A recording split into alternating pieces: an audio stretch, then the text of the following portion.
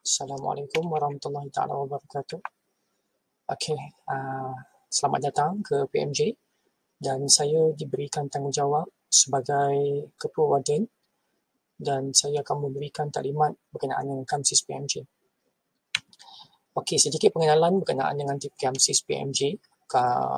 KAMSIS ataupun Kolej Kediaman adalah merupakan satu kemudahan tempat tinggal yang selamat, tenteram, selesa yang disediakan oleh pihak Politeknik.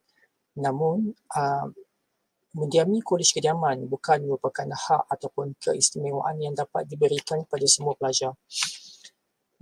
Pertimbangan kepada pelajar untuk mendiami Kolej Kediaman ataupun KAMSIS adalah bergantung pada merit yang telah diperolehi oleh pelajar tersebut.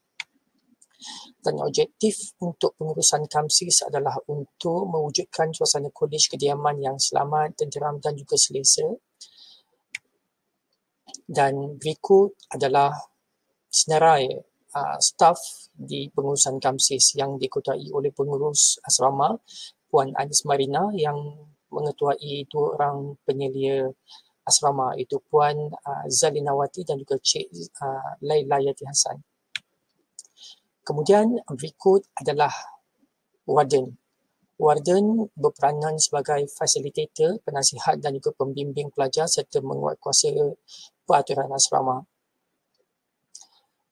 Berkenaan dengan warden bertugas pada waktu 5 petang sehingga 8 pagi keesokan harinya, dan jika berlaku kecemasan, warden boleh dihubungi. Nombor telefon warden boleh didapati di pejabat KAMSIS. Kemudian kita akan lihat senarai warden-warden yang bertugas di Politeknik Mersing. Diketuai oleh saya sebagai Ketua Warden di KAMSIS PMJ, Abdul Salam bin Saad.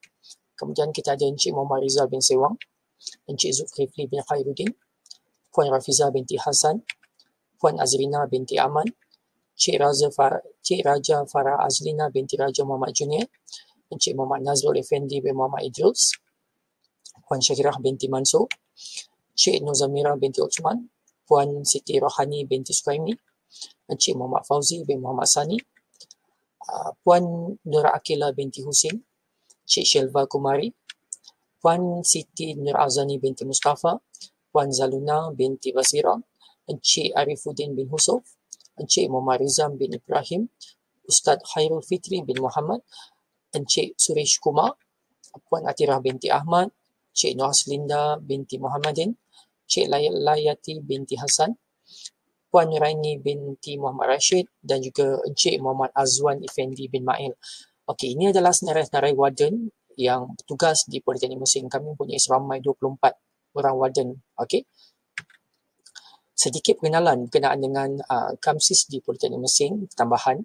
Okey, Politeknik Mersing mempunyai 5 blok asrama dengan kapasiti maksimum sebanyak 1,200 orang penghuni, dengan 2 blok asrama lelaki iaitu L1 dan juga L2 dan juga 3 blok asrama perempuan iaitu F1, F2 dan juga F3.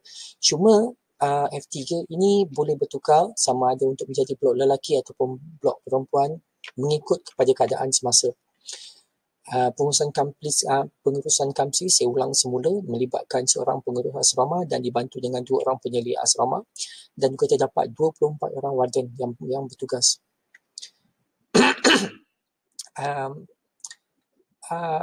Selain daripada pihak pengurusan asrama, pihak Jawatankuasa Pelajar Kolej Kediaman juga ataupun dikenali sebagai JPKK juga turut membantu pihak pengurusan KAMSIS dalam membantu urusan-urusan berkaitan dengan KAMSIS.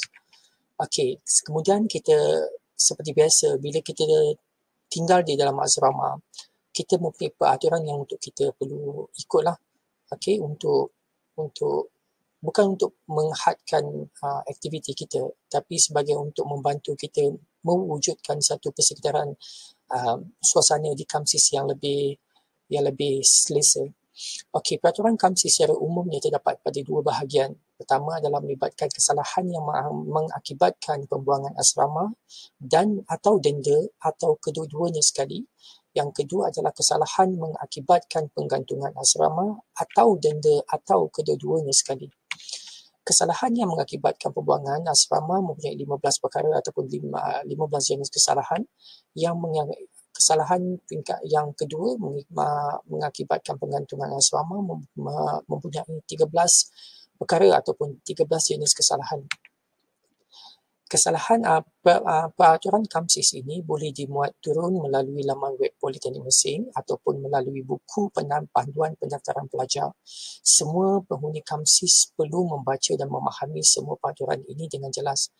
Okey, seperti yang dalam buku panduan pada peraturan asrama tersebut, kamu perlu menandatangani, okey, beserta dengan tanda tangan ibu bapa kamu juga untuk sebagai simbolik yang menyatakan bahawa kamu telah membaca dan telah faham.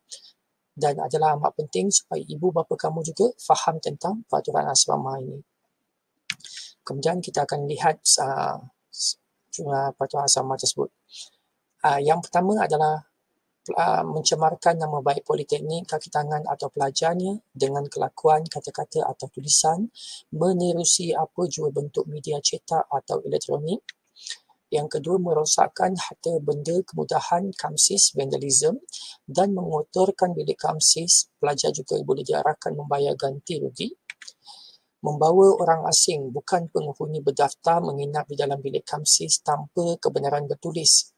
Keluar kampus semasa grounded tanpa alasan munasabah dan kebenaran bertulis, membawa kenderaan bermotor ke kawasan KAMSIS, menceroboh ke blok berlainan jantina, memasak atau membawa peralatan memasak di dalam bilik KAMSIS, menyimpan, mengedar, membawa, meminum atau membuat minuman keras beralkohol, bahan kimia yang memabukkan atau menghayalkan, menyimpan, menyuruh, membawa, memiliki, menghisap atau mempunyai apa jua bahan, alat berunsur tembakau,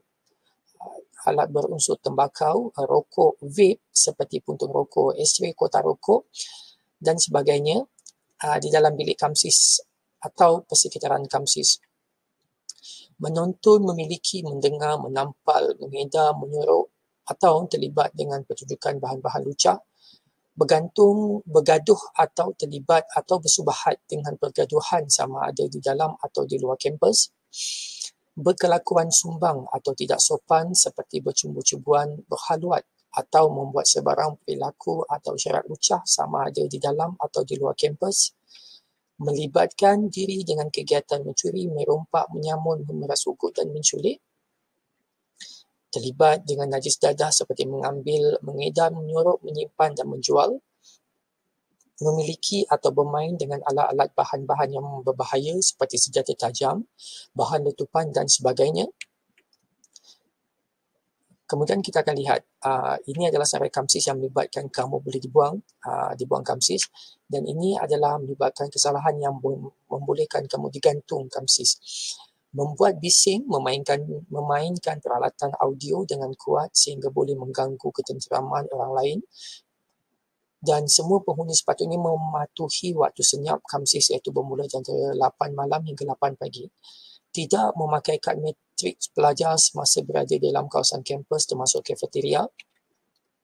Berpindah, bertukar bilik tanpa kebenaran dan pengetahuan warden blok penyedia KAMSIS.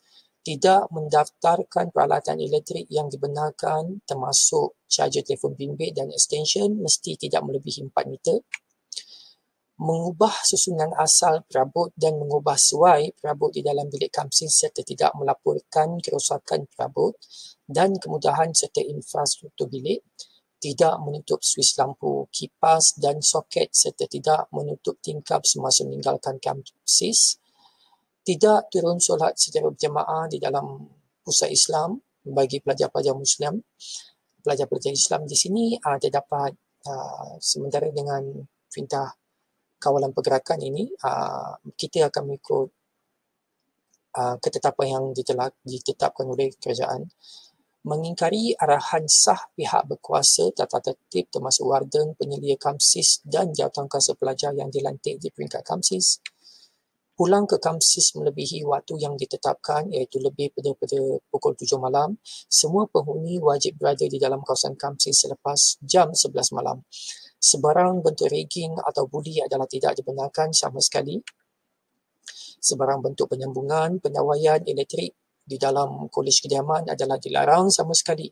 Mana-mana penghuni yang melakukan penyambungan pendawaian elektrik adalah dianggap merosakkan harta benda atau bangunan politeknik dan pihak politeknik berhak menuntut ganti rugi dan mengenakan tindakan tata tertib. Kemudian kita ada sebelum keluar bilik, bilik hendaklah dibersihkan terlebih dahulu oleh penghuni. Sekiranya berlaku kerosakan, kekotoran, pencemaran atau kehilangan peralatan serta kemudahannya, penghuni akan diminta untuk membayar ganti rugi.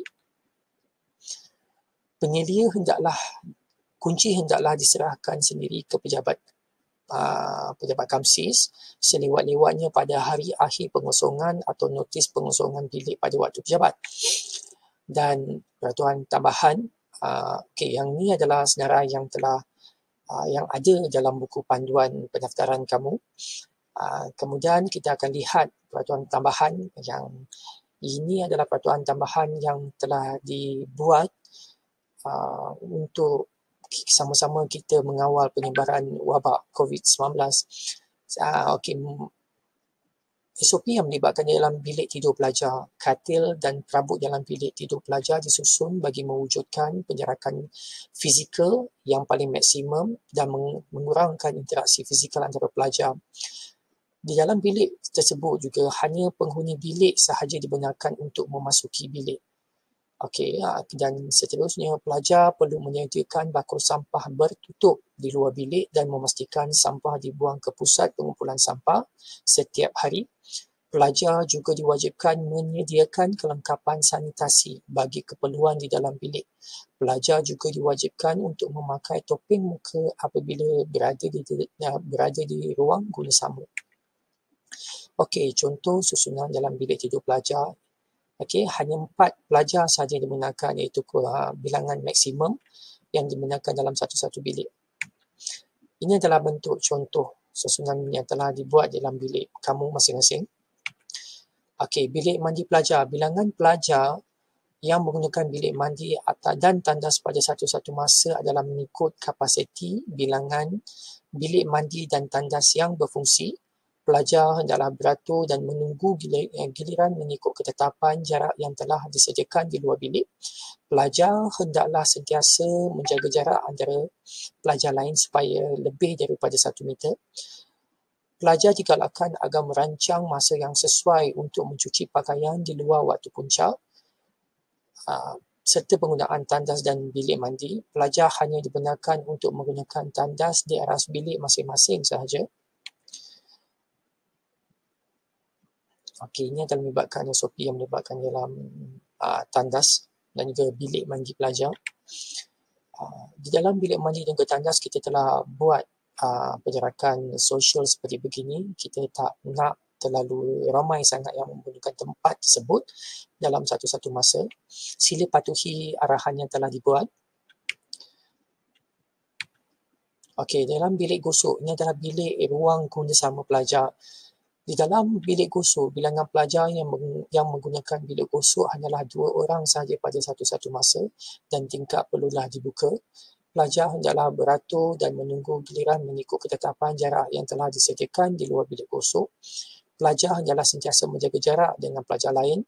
Pelajar hanya dibenarkan untuk menggunakan bilik gosok di aras masing-masing. Ini adalah SOP yang melibatkan bilik gosok. Gambar contoh yang telah dibuat dalam bilik gosok.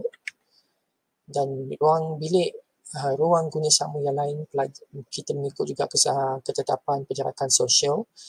Pelajar hendaklah beratur dan menunggu giliran mengikut ketetapan jarak yang telah disediakan. Pelajar tidak dibenarkan untuk berkumpul melebihi 10 orang pada satu-satu masa.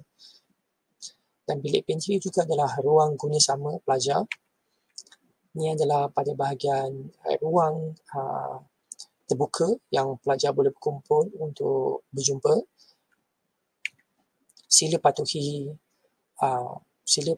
penjarakan sosial, penjarakan fizikal masing-masing.